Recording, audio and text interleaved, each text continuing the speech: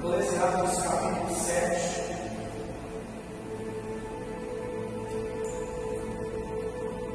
Vamos ler Eclesiastes capítulo 7, versículo 8. Depois dessa leitura, vamos ler só partilhar, versículo 8. E depois, Eclesiastes capítulo 9, versículo 10. Quando nos encontrar em Eclesiastes 7, verso 8, diga amém.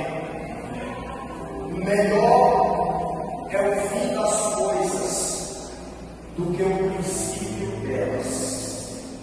Quando se entenderam de momento. Eclesiastes 9, versículo 10. Diz assim: tudo quanto te vier a mão para fazer, faça conforme as tuas forças, porque na sepultura para onde tu vais, não há obra, nem indústria, nem ciência, nem sabedoria alguma. Podemos sentar? Adorando a Deus. Irmãos,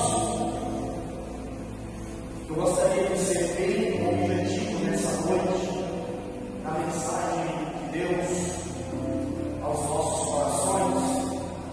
Eclesiastes foi um livro escrito por Salomão. Eu costumo imaginar que Salomão foi um homem, ou um dos homens mais privilegiados da raça humana. Por que Salomão foi um dos homens mais privilegiados? Porque ele teve um pai batalhador, lutador, guerreiro, que era Davi. E quando Davi estava no fim da sua carreira, ele entrega o trono, o reinado a seu filho Salomão. E Davi também deixa algumas instruções, alguns conselhos, algumas admoestações a Salomão. E uma das advertências que Davi passa para Salomão é o seguinte: meu filho, tema a Deus. Meu filho, seja homem. E quando Salomão assume o reinado, a Bíblia diz que no início de sua carreira, ele coloca em prática tudo aquilo que o seu pai lhe ensinara. Salomão coloca em prática tudo aquilo que Davi havia lhe ensinado. E enquanto ele estava colocando em prática, o sucesso o acompanhava. Enquanto ele colocava em prática, Deus o abençoava.